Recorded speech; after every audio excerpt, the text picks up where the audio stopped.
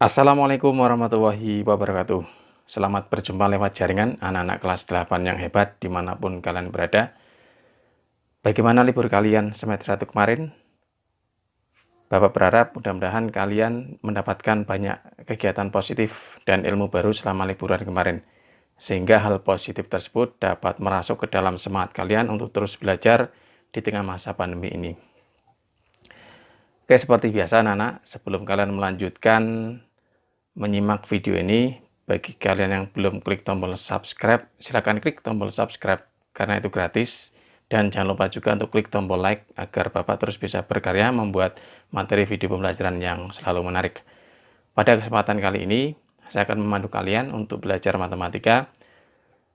Kali ini saya akan mengambil topik atau tema Teorema Pitagoras. Ini merupakan bab pertama di semester 2 dengan submateri menunjukkan teorema Pitagoras. Adapun tujuan pembelajaran pada pertemuan kali ini, yang pertama, menunjukkan kegunaan teorema Pitagoras dalam kehidupan nyata.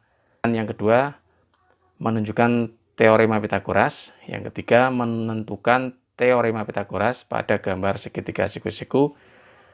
Dan yang keempat, menggunakan teorema Pitagoras untuk menghitung panjang sisi segitiga siku-siku. Apa kalian sudah siap? Mari kita lanjut ke TKP. Anak-anakku, tahukah siapa Pitagoras itu?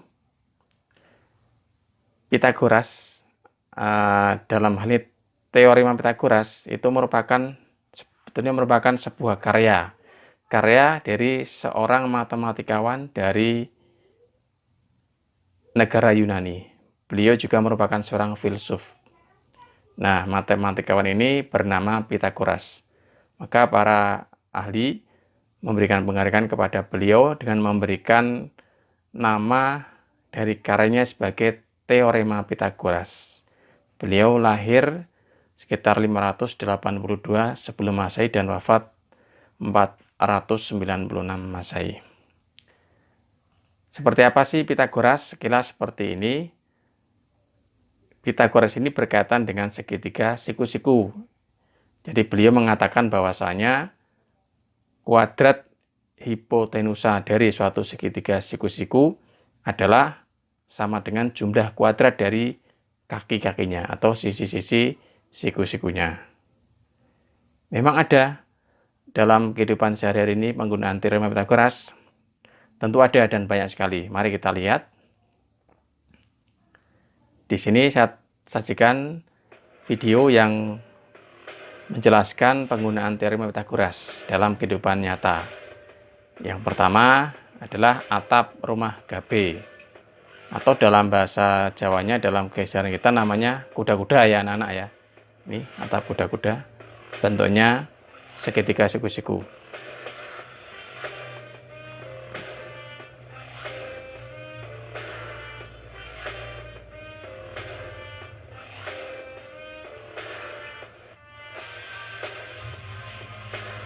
Kemudian yang kedua ada tanggal linear atau lurus.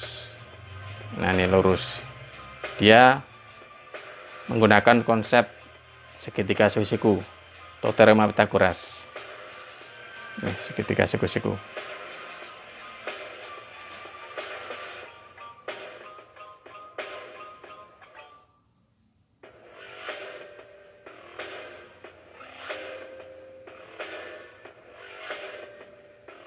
Oke, yang ketiga, kita lihat ada jembatan kabel atau penahan.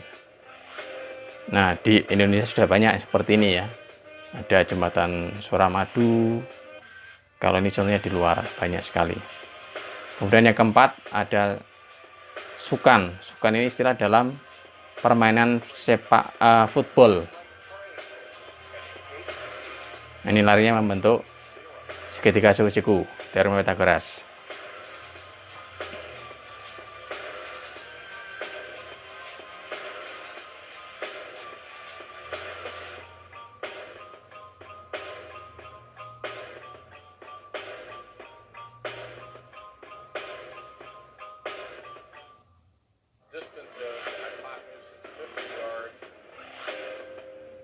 Nah, itu sekilas dari penggunaan teorema dalam kehidupan nyata.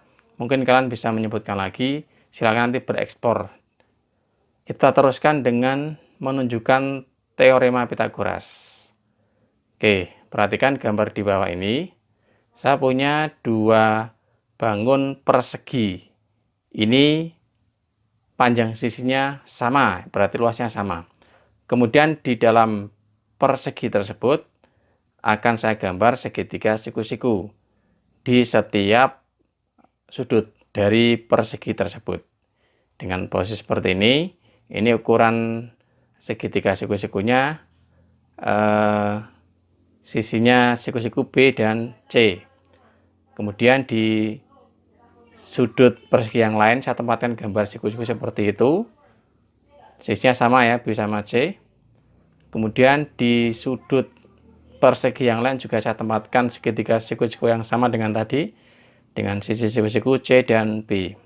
Satu lagi, di sudut persegi yang lainnya saya tempatkan segitiga siku-siku dengan panjang sisi C dan B.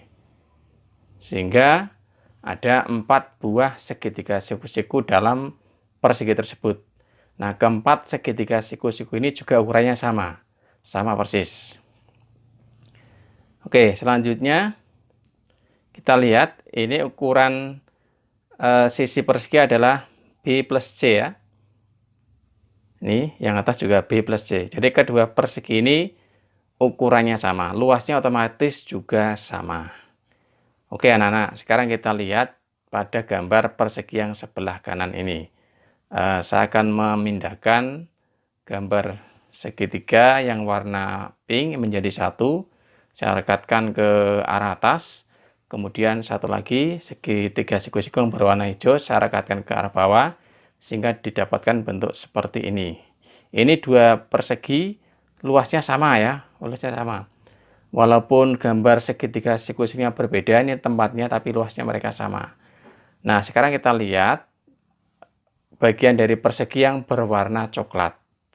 Yang berwarna coklat. Ada 3 bangun persegi ya. Yang pertama ini berarti adalah saya katakan ini A kuadrat ya, sisinya ini A. Kemudian ini persegi yang sebelah kanan untuk warna coklat ini ada 2, berarti 2 bagian. Yang atas ini berarti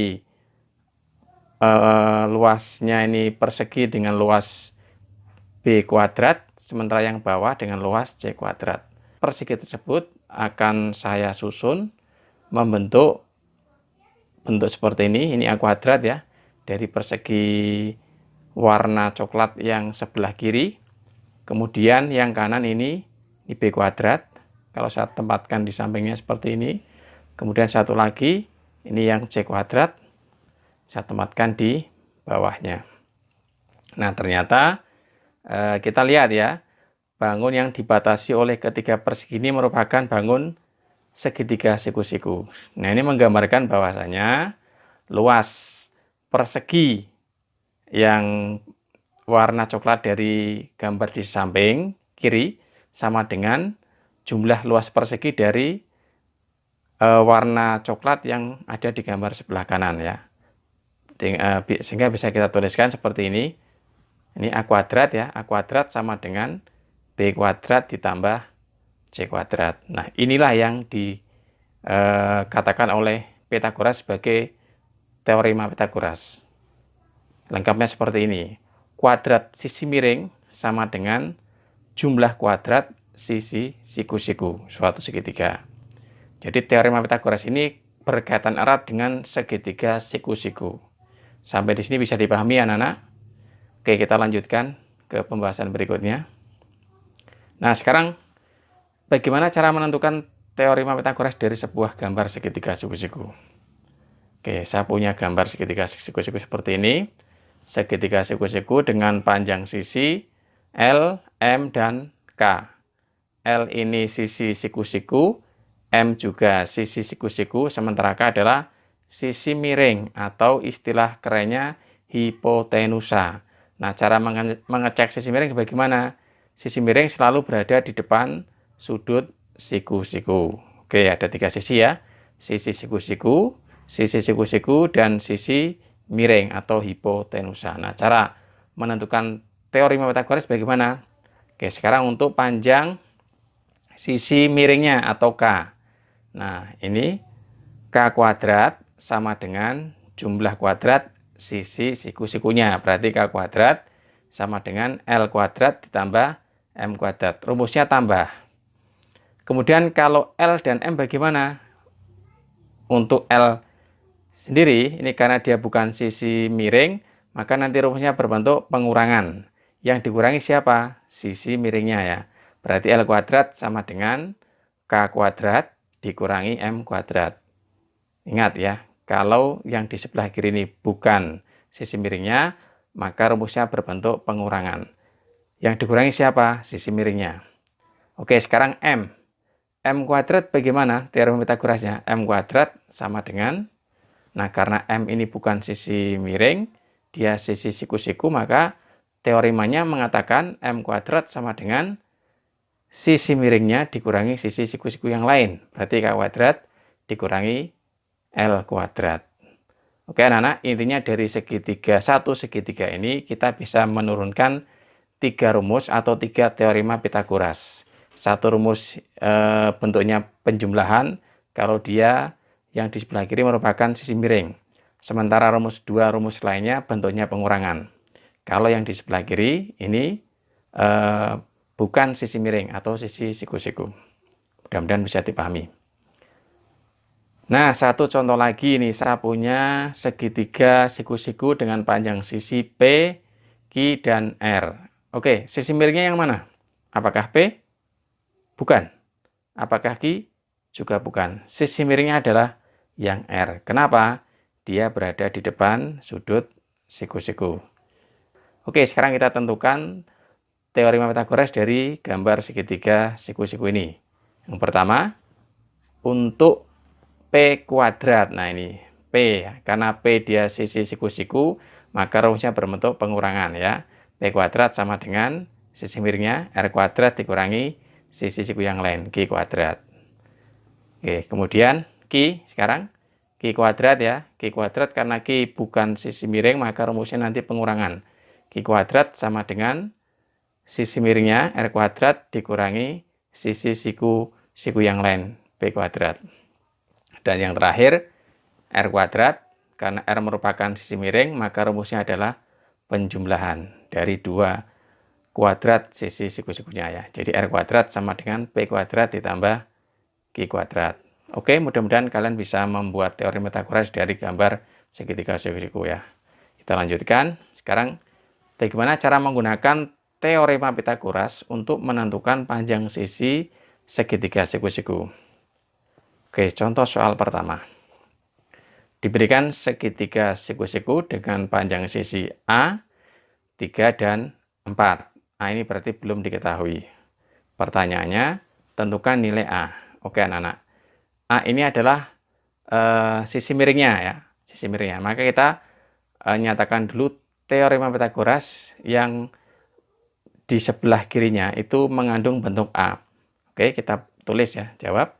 Karena A itu sisi miring, maka rumus yang kita pakai adalah rumus penjumlahan. Berarti A kuadrat sama dengan jumlah kuadrat dari 2 sisi siku yang lainnya. 3 kuadrat ditambah 4 kuadrat. Kita kerjakan ke bawah. A kuadrat sama dengan 9 ditambah 16. A kuadrat sama dengan 25. Sehingga A-nya sama dengan akar 25. A sama dengan 5. Bisa dipahami ya anak-anak? Contoh soal 2. Diberikan segitiga siku-siku dengan panjang sisi P 6 cm dan 10 cm. Tentukan nilai P. Jawab. Kita lihat anak-anak, P di sini dia merupakan sisi siku-siku, bukan sisi miring. Maka kita gunakan teorema Pythagoras yang ruas kirinya merupakan P, yang yaitu sisi siku-siku. Maka rumus yang kita pakai adalah nanti rumus pengurangan. Sisi miringnya dikurangi sisi siku-siku yang lain ya. Berarti P kuadrat sama dengan 10 kuadrat dikurangi 6 kuadrat. Kita kerjakan ke bawah, P kuadrat sama dengan 100 dikurangi 36. P kuadrat sama dengan 64, sehingga P-nya sama dengan akar 64. P sama dengan 8. Kembali ke soal, tadi ada satuannya, jadi disimpulkan bahwa P sama dengan 8 cm. Oke, sampai di sini anak-anak. Apakah bisa dipahami penjelasan singkat ini? Saya berharap mudah-mudahan kalian bisa memahami. Nah, untuk selanjutnya, untuk mengasah kemampuan kalian, setelah menyaksikan tayangan ini, silakan kalian kembali ke Google Classroom, kemudian akses latihan soal yang sudah saya siapkan di sana untuk kalian. Bisa juga kalian nanti lihat link di deskripsi. Demikian anak-anak penjelasan singkat untuk materi pertama hari ini di semester 2, yaitu menunjukkan teorema Pitagoras. Mudah-mudahan kalian bisa memahaminya dengan baik. Sampai bertemu di video selanjutnya dengan materi yang lebih menarik lagi. Saya Heri, billahi taufik wal hidayah. Wassalamualaikum warahmatullahi wabarakatuh.